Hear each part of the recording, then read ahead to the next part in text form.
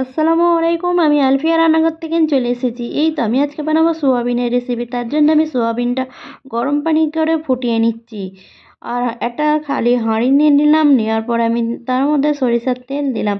সরিষার তেল দিয়ে আমি আলুগুলোকে কিউব কিউব করে কেটে রেখেছি। সেই কিউব কিউব করা আলুগুলোকে আমি ভেজে নেবো নুন দিয়ে। তোমরা দেখতে থাকো ভিডিওটা শেষ থেকে শুরু।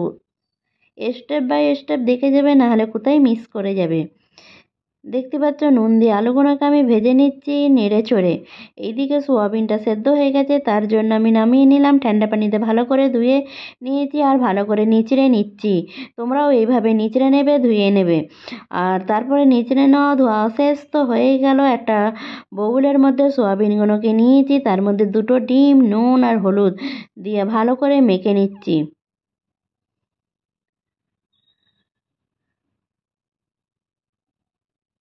মাখা হয়ে গেলে তোমাদেরকে দেখাচ্ছি। হালকা হাতে মেখে নিতে হবে।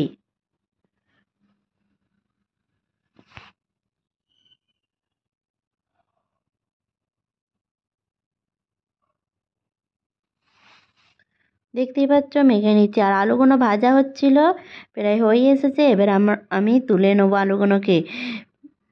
আলুগুলোকে ভেজে রান্না করলে টেস্টি হয়, তাই আমি ভেজে নিচ্ছি।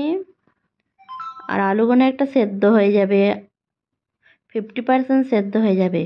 আলুগুলোকে তুলে নেওয়ার পর আমি ওই তেলের মধ্যে পেঁয়াজ, টমেটো, আদা, রসুন, কাঁচামরিচ হালকা ফ্রাই করে নেবো। ফ্রাই করা হয়ে গেলে আমি ওগুলোকে মিক্সার জারে দিয়ে পিষে নেবো। তোমরা পারো শিলবাটাতেও পিষে নিতে পারো।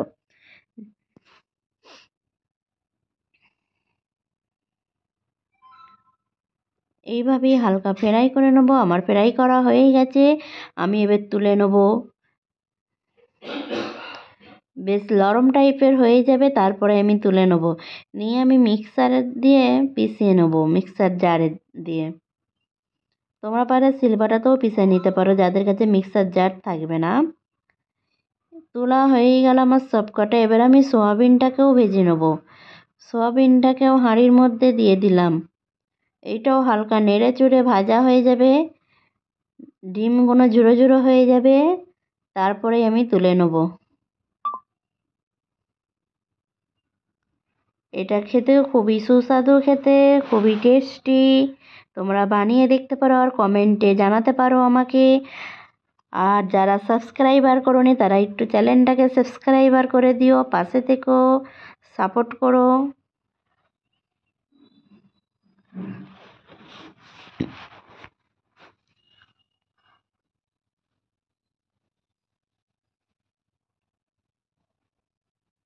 এইভাবেই নেড়ে চড়ে নিয়ে ভেজে নিতে হবে। আমার প্রায় ভাজা হয়েই গেছে, আমি এবার তুলে নেবো।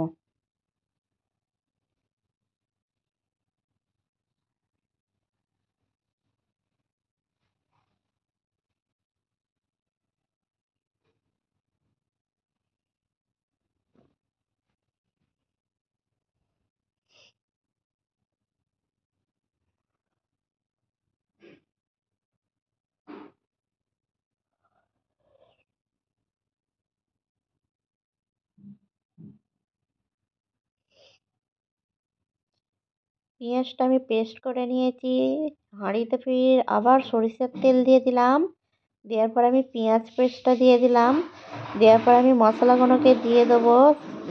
একটু নেড়ে নিলাম যাতে না নিচেই ধরে না যায়। এবার আমি মশলাগুলোকে দিয়ে দিচ্ছি। প্রথমেই দিলাম নুন সামান্য, যেহেতু সোয়াবিনে আর আলুতে নুন আমি ব্যবহার করেছি, সেই স্বাদ অনুযায়ী, টেস্টি অনুযায়ী নুন ফের ব্যবহার করতে হবে। এবার তারপরে পটাশ মশলাগুলো দিয়ে দিলাম। হলুদ গুঁড়ো, লঙ্কার গুঁড়ো, জিরে গুঁড়ো, ধনিয়া গুঁড়ো, গরম মশলা দিয়ে আমি নেড়ে নিচ্ছি। তেল ছাড়া পর্যন্ত আমি নেড়ে যাব। কালারটা খুবই সুন্দর এসে গেছে। এরকম ঠিক কালার এসে যাবে, কালার দেখেই বুঝে যাবে যে রান্নাটা কতটা মজা হয়েছে, তাই না? আর তারই মধ্যে আমি আলু সোয়াবিনটা দিয়ে একটু হালকা কষে নিলাম 5 মিনিটের মতন। দেওয়ার পরে আমি পানি দিয়ে দিলাম। আমার যতটা ঝোল থাকবে সেই অনুযায়ী আমি পানিটা দিয়ে দিচ্ছি। আমার হয়েই গেছে, দেখতে পাচ্ছ আমি তুলে নিয়েছি বাউলের মধ্যে। খুবই সুন্দর। সবাই ভালো থেকো, সুস্থ থেকো, আল্লাহ হাফেজ।